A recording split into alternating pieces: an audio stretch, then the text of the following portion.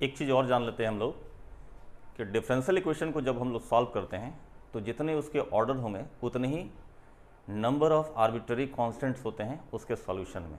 जैसे अगर first order differential equation होगा तो आर्बिट्ररी कांस्टेंट एक ही आएगा। सेकंड ऑर्डर डिफरेंशियल इक्वेशन लेंगे तो उसमें 2 आर्बिट्ररी कांस्टेंट आएगा। जैसे एक एग्जांपल मान लीजिए, अगर आपको दे दें d2y/dx² प्लस y = 0 ऐसा, तो आप देखेंगे इसमें y बराबर इसका सॉल्यूशन आ जाएगा a cos x plus b sin x। आप इसको सॉल्व करके देखिएगा, इसका dy/dx निकालिएगा, फिर d2y/dx। जैसे dy/dx कितना आएगा, इसका आएगा -a sin x plus b cos x। एक बार और डिफ्रेंशिएट कर दिए, y" कितना आएगा -a cos x minus b sin x। अब इन दोनों को ऐड करिए तो y" यानी d2y/d² प्लस y, ये कैंसिल होगा, 0 हो रहा है। अब इसमें देखिए कि आर्बिट्ररी कांस्टेंट्स कितना है, इसमें 2 है, एक a और एक b है, 2 आर्बिट्ररी कांस्टेंट्स हैं। इसका ऑर्डर कितना है, 2। तो डिफरेंशियल इक्वेशन में जितना ऑर्डर होता है उतने ही डिफरेंट आर्बिट्ररी कांस्टेंट्स होते हैं, ठीक है। और फिर पर्टिकुलर सॉल्यूशन की 2 बात होगी।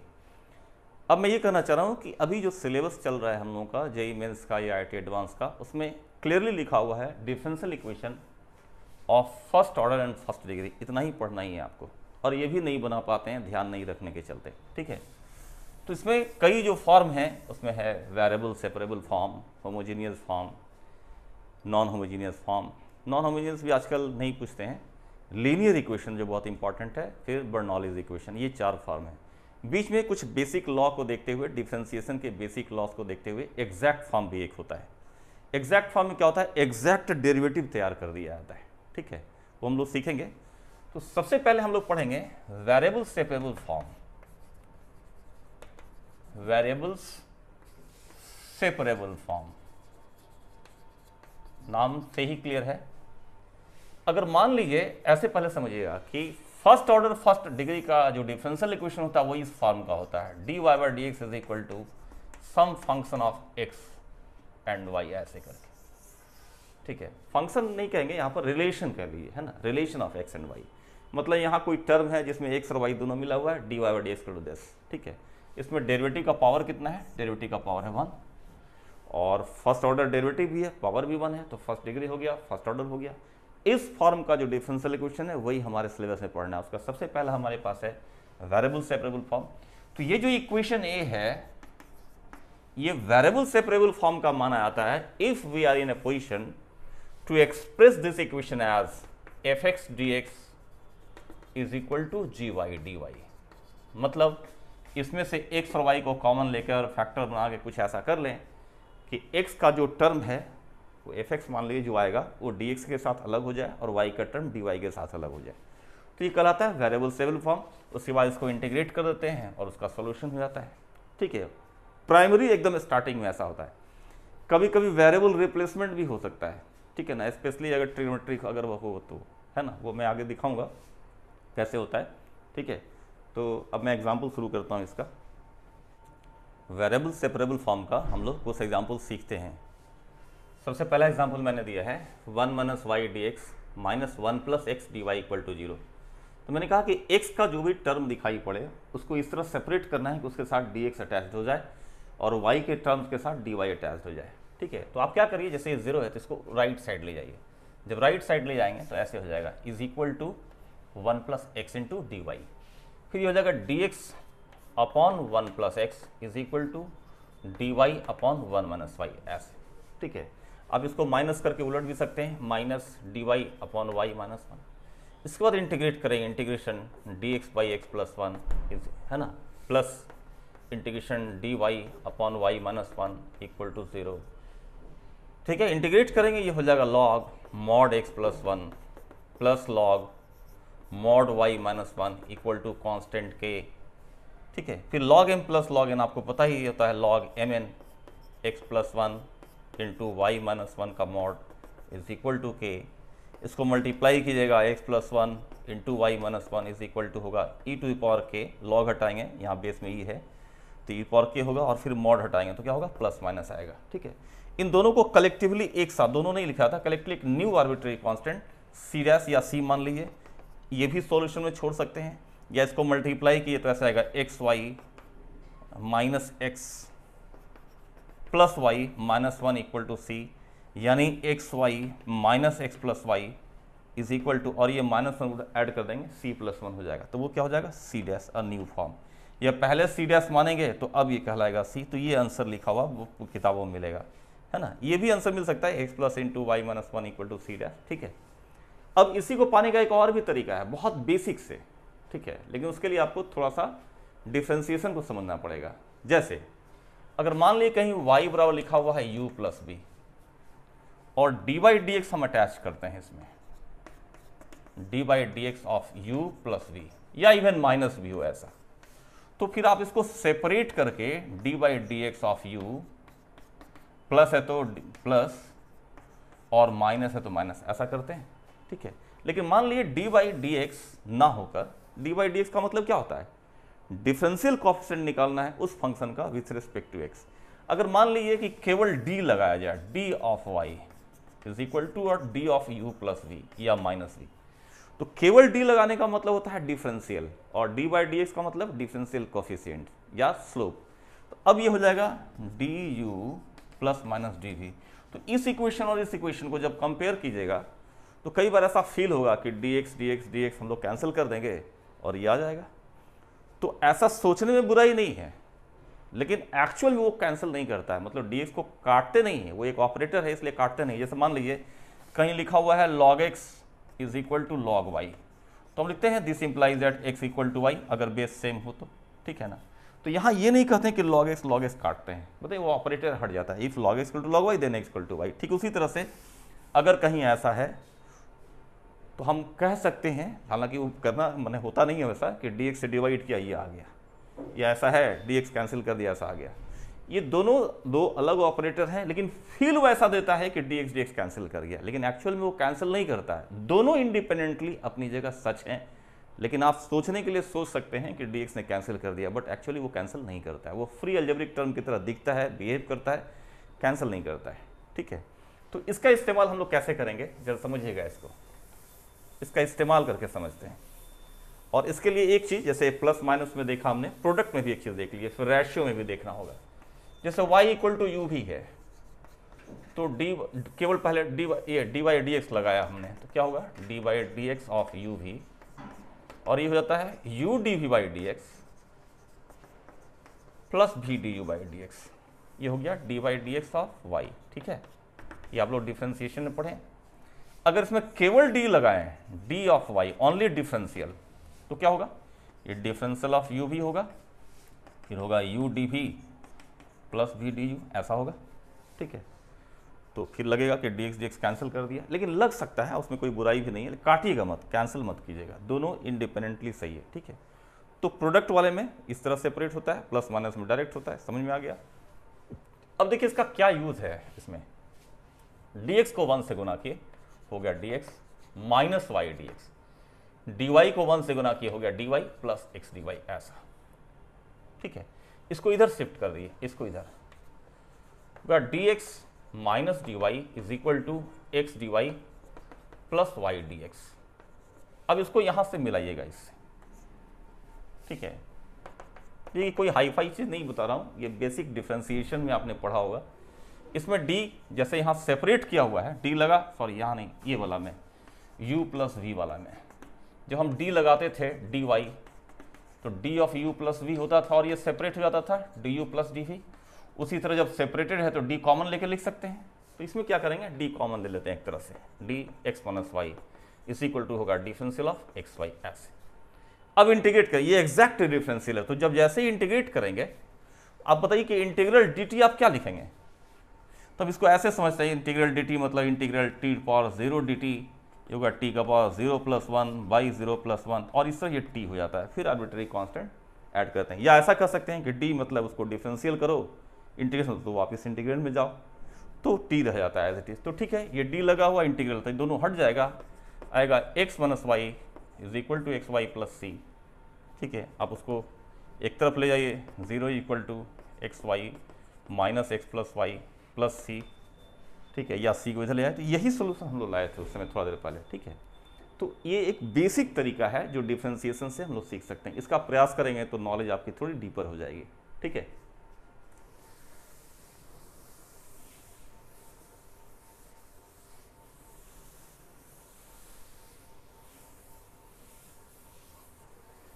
आइए देखिए इस सवाल को देखते हैं। सेकंड क्वेश्चन जो लिखा हुआ है राइट साइड में उसको देखते हैं। हमें वेरिएबल सेपरेबल दिखाना है, समझाना है आपको। मैंने बताया कि y के टर्म एक साथ अलग कर लेने हैं, x के टर्म एक साथ अलग कर लेने हैं। तो ए वाई स्क्वायर को शिफ्ट यहाँ कीजिए, इसको राइट शिफ्ट कीजिए और इसको लेफ्ट, ठीक है। तो ए वाई स्क्वायर इधर आएगा तो होगा y minus a y square is equal to x d y by D x plus a d y by D x, ठीक है। इसमें y कॉमन लिए होगा 1 माइनस ए वाई, और यहाँ d y by D x common लेंगे तो होगा x plus a d y by D x, ठीक है। डी एक्स को लेफ्ट में ले आइए तो होगा d x upon x plus a, और ये राइट में आएगा तो होगा d y upon y into 1 minus a y. इसके बाद इसको इंटीग्रेट कर देना है, और इंटीग्रेशन पढ़ाया जा चुका है आपको। इसको इंटीग्रेट करना आसान है। इसको तो पार्शियल फ्रैक्शन से भी कर सकते हैं, या y को कॉमन लेंगे उससे भी कर सकते हैं, ठीक है। अगर आप पार्शियल फ्रैक्शन से करना चाहें, ठीक है, तो इस तरह होगा इंटीग्रल dy, और यहाँ पर लेंगे a by y plus b upon 1 minus a y d y. ये कैसे निकालते थे? रूल ऑफ सपरेशन याद कीजिए। y सप्रेस करेंगे और y का वैल्यू इसमें 0 डाल देंगे तो हो जाएगा 1/1, यानी कि ये 1 हो जाएगा, ठीक है। यहाँ डालने के लिए क्या करना होगा? 1 माइनस ए वाई सप्रेस कीजिए, और इसका रूट होगा y इक्वल टू 1/a, तो 1 अपॉन 1/a यानी कि a हो जाएगा यहाँ a, ठीक है। इंटीग्रेट कर लीजिएगा, log mod x plus a, सब लॉग में चला जाएगा, दोबारा लिखा गया है, ठीक है। एक तो ये तरीका हुआ इंटीग्रेट करने का। दूसरा एक तरीका ऐसे भी बता चुका हूँ मैं आपको कि आप डी वाई में ये y कॉमन कर दिए होगा वाई स्क्वायर 1/y माइनस ए। अगर इसको t मानेंगे तो ये पूरा dt बन जाएगा, है ना। इस तरह से आप इंटीग्रेट करिएगा और जो इंटीग्रेशन आएगा वो सॉल्यूशन हो जाएगा, ठीक है।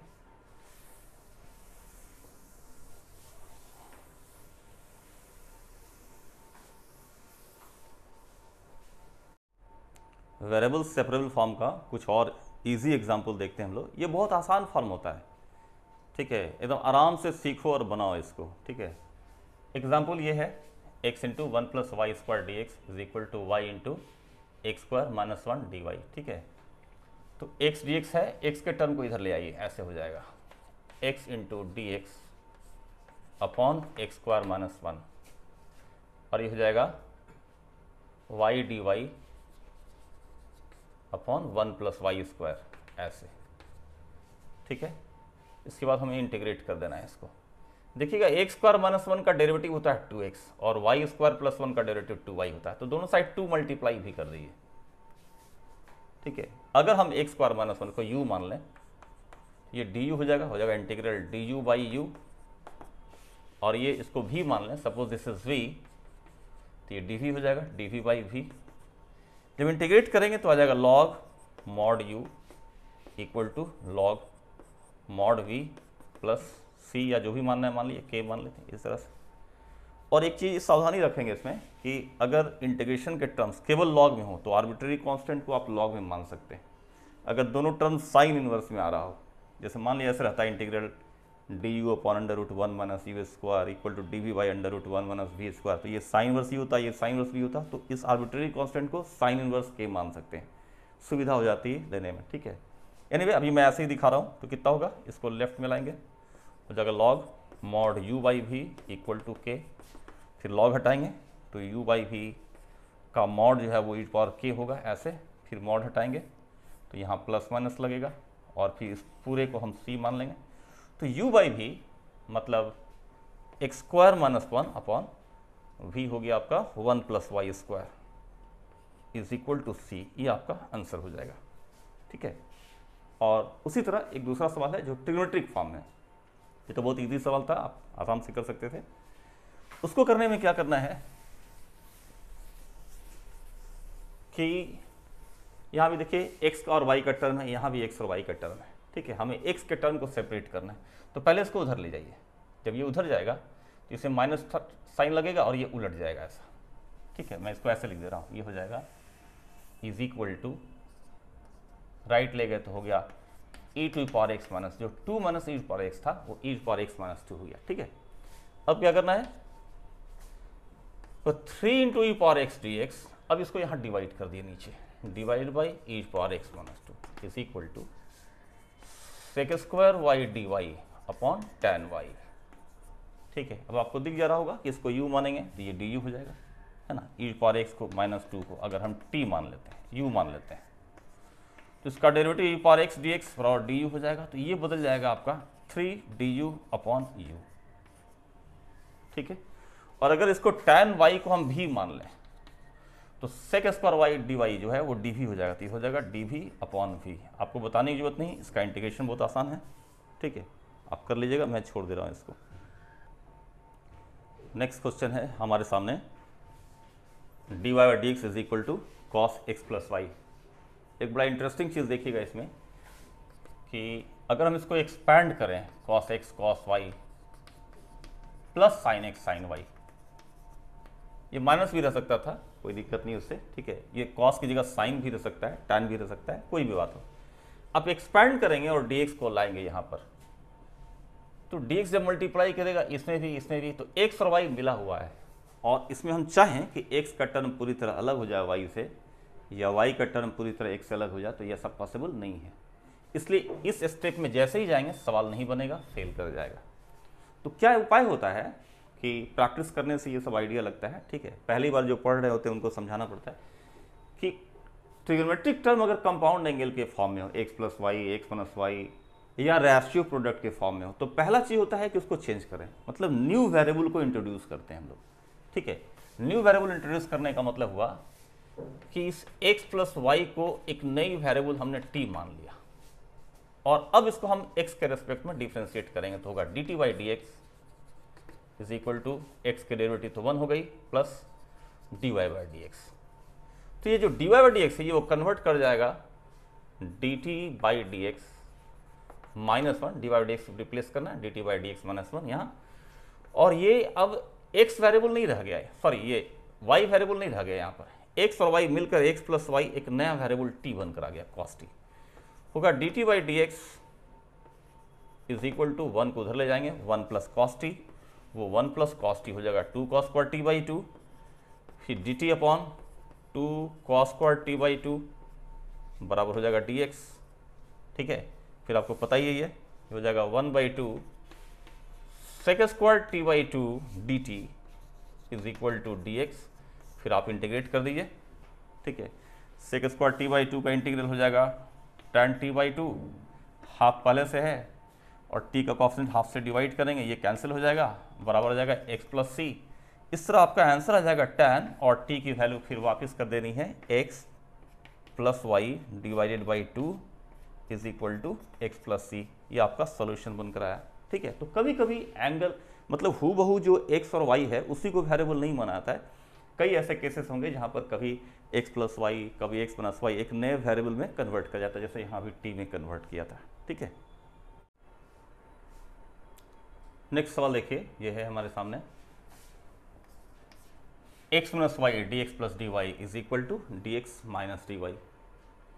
और इसमें अगर आप सेपरेट करना चाहेंगे ना, x को पूरी तरह डी एक्स से, y को पूरी तरह डी वाई से, तो हो सकता है हो भी ना, या कॉम्प्लिकेटेड हो जाए, लेकिन थोड़ा सा बेसिक चीज़ ध्यान देंगे तो तुरंत हो जाएगा ये। ठीक है, इसी बात को समझाने के लिए मैं इसको फोकस कर, जैसे ये d x plus d y, इसमें हम d कॉमन निकाल लेते हैं, तो ये d of x plus y हो जाएगा, यानी x प्लस वाई को ही एक वेरिएबल मान लिया जाए तो d of x plus y separate हो जा रहा है। उसी तरह यहाँ भी देखिएगा कि d कॉमन लेते हैं तो d of x minus y हो गया ये, फिर यहाँ d of x plus y बराबर इधर हो गया d of x minus y upon x minus Y.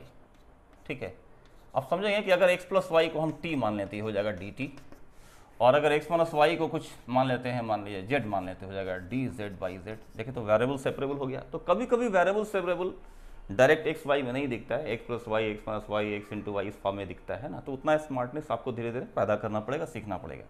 अब इसको इंटीग्रेट करेंगे तो आंसर हो जाएगा हमारा। ठीक है, इसी तरह एक दूसरा एग्जाम्पल है हमारे लेफ्ट साइड में। ठीक है, इसको देखिए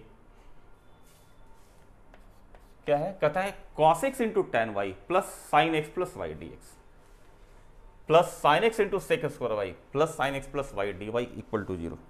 तो थोड़ी देर पहले मैंने आपको एक चीज़ बताई थी कि अगर y बराबर यू भी है, आप d लगाते हैं तो dy बराबर होता है डिफरेंशियल ऑफ यू भी, जो कि होता है u d v plus v d u. ये बहुत काम का चीज़ है, इसको पहचानी गई, बहुत बार यूज होगा। जैसे ही आपको यू डी वी टर्म दिखता हो तो तुरंत उसका वी डी यू जरूर ढूंढिए, और अगर प्लस रहेगा तो इस फॉर्म में कन्वर्ट रहेगा। माइनस रहता है तो उसका भी तरीका है, मैं बताऊंगा बाद में, ठीक है। प्लस वाला सबसे आसान होता है, माइनस वाले में थोड़ी मेहनत ज़्यादा करनी पड़ती है, लेकिन वो भी सीखना है और वो भी सीखेंगे हम लोग, ठीक है। तो आप यहाँ सोचिए तो कहीं दिख रहा है क्या, तो आप देखिएगा कि tan y into cos x d x, cos x d x जो है आप देखिएगा कि D by D x of sine x जो होता है वो क्या होता है, कॉस एक्स होता है। इसका मतलब डिफरेंशियल ऑफ साइन एक्स जो है वो कॉस एक्स डी एक्स हो गया, है ना। इसी तरह अगर मान लीजिए d upon d y of tan y निकाला जाए तो क्या होता है, ये सेक स्क्वायर वाई हो जाता है। तो d ऑफ टैन वाई ये हो गया आपका sec square y d y, है ना। थोड़ा और मैंने डिटेल में कह दें तो ऐसा ही करते हैं कि d y d t of f t हो, तो उसको हम लोग जानते हैं कि एफ डैश टी होता है। तो डिफरेंशियल ऑफ एफ टी जो है वो हो जाता है F dash T d T, यानी डेरिवेटिव दिख रहा हो और डिफरेंशियल ऑफ वेरिएबल दिख रहा हो, जिस वेरिएबल का वो डेरिवेटिव है ना, तो उसको डायरेक्ट डिफरेंशियल ऑफ फंक्शन लिख लेना चाहिए, ठीक है। तो आसान कर देता है सवाल को, ठीक है। इसी बात को समझेंगे अगर आप तो बड़ा आसान हो जाएगा ये सवाल। ऐसे तो बड़ा कॉम्प्लिकेटेड दिख रहा है, ये कैसे हैंडल करें। तो पहले इन दोनों को एक जगह कर लिए, साइन एक्स प्लस वाई, ये दोनों टर्म जो है, ठीक है। और यहाँ पर देखिए इसको फर्स्ट टर्म है, तो फर्स्ट टर्म को हम लोग ऐसे लिखते हैं tan y इंटू ये cos x dx हो गया डिफरेंशियल ऑफ sin x,